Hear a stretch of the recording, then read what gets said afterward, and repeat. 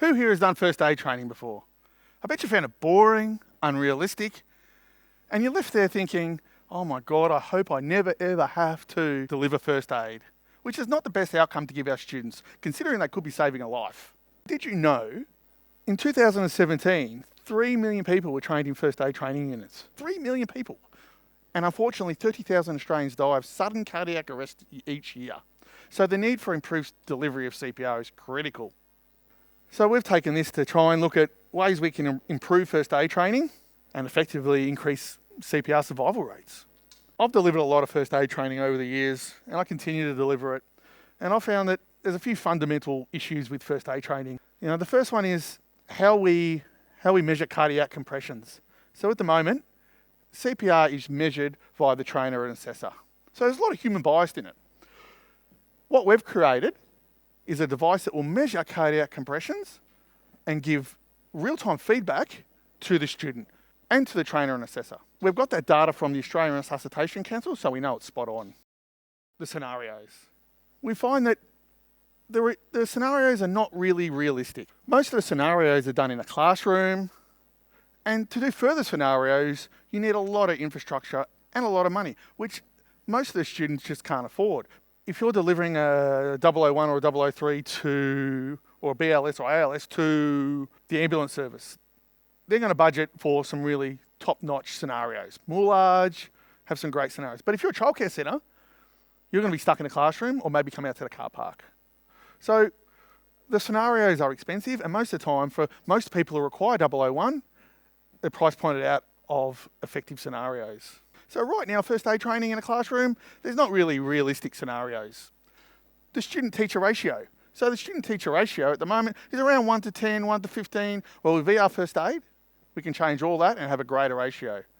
I'll talk you through some solutions around those problems that I just mentioned. The first one is the realistic scenarios.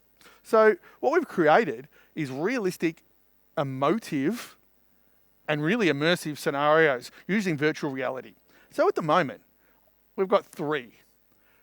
We've got an underground mine, we've got a cityscape, and we also have a highly emotive baby's room. That's one of my favourites. Those scenarios all go through the DRS ABCD, the systematic approach.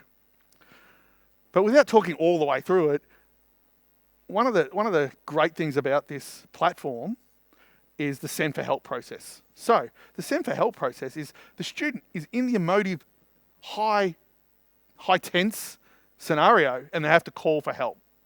So they have to pick up a phone, call 000, and that will talk through the student the questions they need to answer. And they have to give a verbal response. So that's pretty exciting.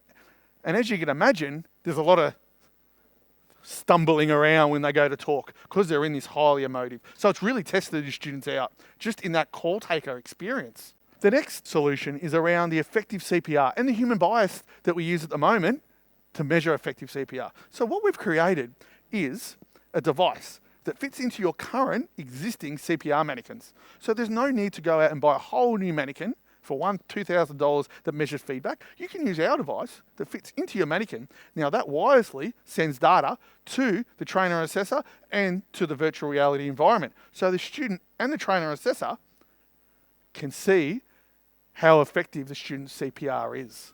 Rate rhythm depth. And finally, the real financial savings with this product is the student to teacher ratio. Like, we could probably run maybe 20, maybe 30 people all through a virtual reality environment. We can get a snapshot of a video snapshot and a data snapshot of the compression ratios and store it for assessments. A trainer assessor can sit there and watch everyone and just focus on those people who need it the most instead of watching 2 minutes. Where we're at the moment with virtual reality first aid is we have our platform. It's focused on HLT AID 001, the CPR. We almost nailed that. Once we've nailed that, we're going to start working on other platforms. We're going to start looking at more into the toddler infant CPR for different age groups. We can start focusing on 003, anaphylactic reaction skill sets, venomous bite skill sets. The other ones we can work on are obstructed airways and burn skill sets. So this is a really exciting time for first aid training. We're going to change the way that first aid training is delivered by having Immersive, realistic, scenario-based training. Making sure that people, when they leave and they need to deliver these life-saving skills, that they have the skill set to do it and remember how to do it. So if you want further information, please feel free to look at our social media presence, Facebook, LinkedIn, Instagram, or just flick us an email on our website. This is First Aid VR. Thanks for joining.